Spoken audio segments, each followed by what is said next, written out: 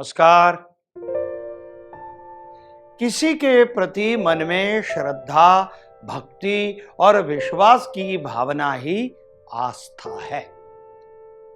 आस्था इंसान को आस्तिक बनाती है, साथ ही उसके मन में सकारात्मकता को लाती है, मन को सकारात्मक बनाती है।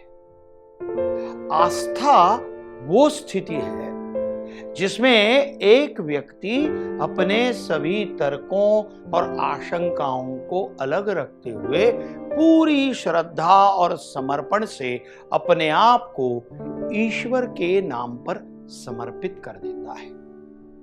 इंसान का मन सरल हो जाता है और उसके मन में सब ईर्ष्या, द्वेष, मत्सर सब खत्म हो जाते हैं। मन में सिर्फ और सिर्फ प्रेम बचता है। इस संसार में पुंडरीक जैसे लोग इस बात के साक्षात उदाहरण हैं। कहते हैं कि पुंडरीक की आस्था भगवान में इस कदर थी कि उन्हें पूरी दुनिया विष्णुमय नजर आती थी। पुंडरीक की इसी आस्था के कारण स्वयं भगवान विष्णु उन्हें अपने साथ वैकुंठ लेकर गए थे।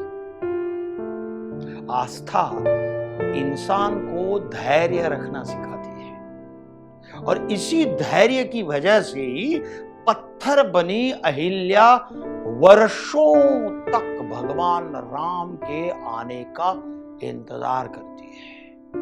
अहिल्या की मन की आस्था ने उन्हें हर पल विश्वास दिया कि भगवान राम उनके उद्धार के लिए एक दिन जरूर आएंगे। जैसे कि तुलसीदास जी की भक्ति और आस्था की सकारात्मक शक्ति ही भगवान राम को चित्रकूट तक खींच लाई थी।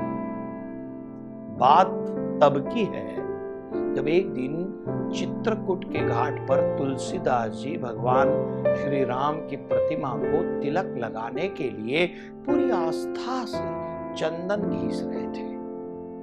तब स्वयं श्री राम ने उन्हें दर्शन दिए। इतना ही नहीं, खुद स्वयं भगवान राम ने अपने हाथों से चंदन घिस कर तुलसीदास जी को तिलक लगाया। भगवान श्री राम के दर्शन पाकर तुलसीदास जी का जीवन धन्य तो हुआ ही, साथ ही कहा जाता है कि श्री राम के दर्शन पाने के बाद ही तुलसीदास जी ने रामायण सहित 12 पुस्तकें लिखी।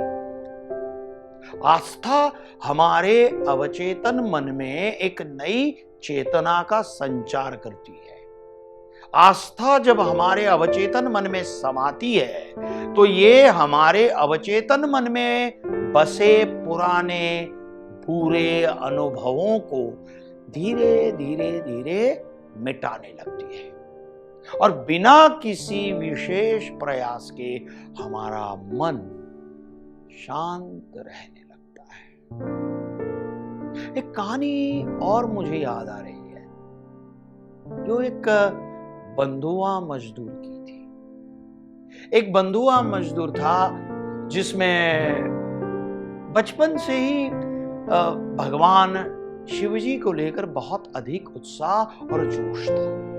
वो जिस गांव में काम करता था वहां से 25 किलोमीटर दूर एक प्रसिद्ध शिव मंदिर था और उसे लगता था कि शिव उसे बुला रहे हैं, मगर बंधुआ मजदूर होने की वजह से अपने जीवन पर उसका अधिकार नहीं था, इसलिए वो मंदिर तक नहीं जा पा रहा था।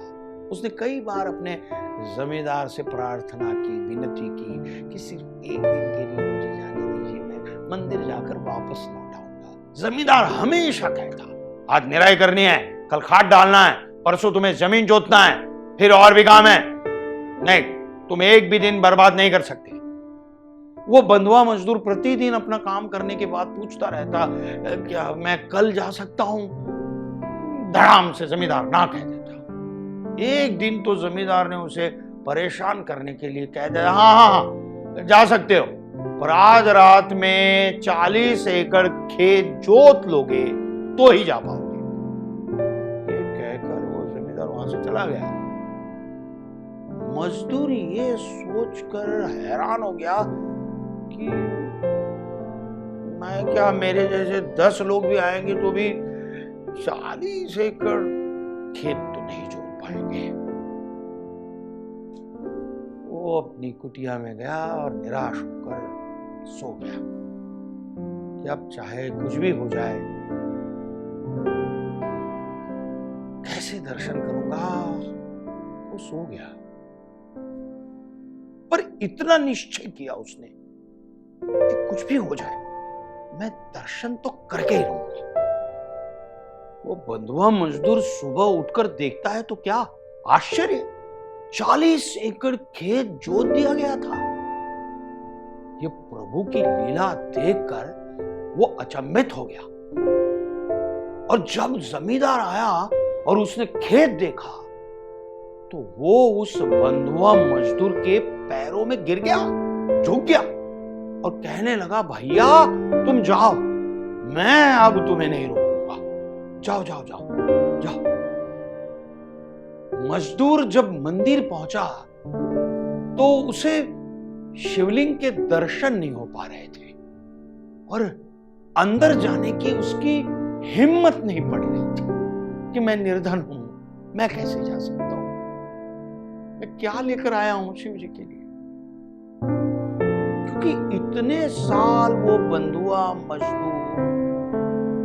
मजदूर का ही काम कर रहा था।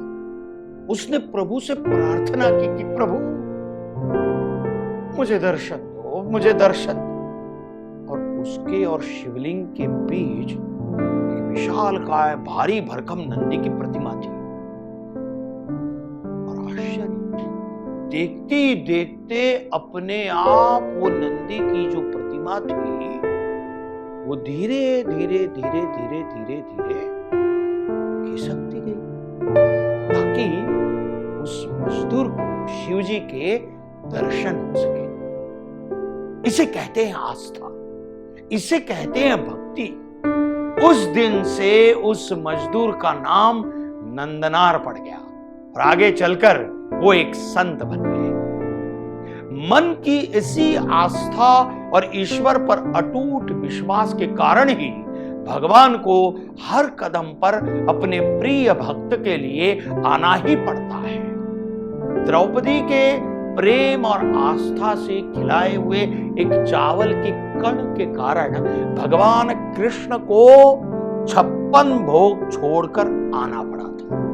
मुझे पूरी उम्मीद है कि आप सब भी आस्था के महत्व को समझेंगे और अपने जीवन में उस परमात्मा के प्रति आस्थावान बनेंगे, क्योंकि इस ब्रह्मांड को चलाने वाली शक्ति वो परमपिता परमात्मा आस्था के रूप में हमारे मन में विद्यमान होकर हमारे जीवन को सही दिशा में ले जाने के लिए हमेशा तत्पर रहते हैं।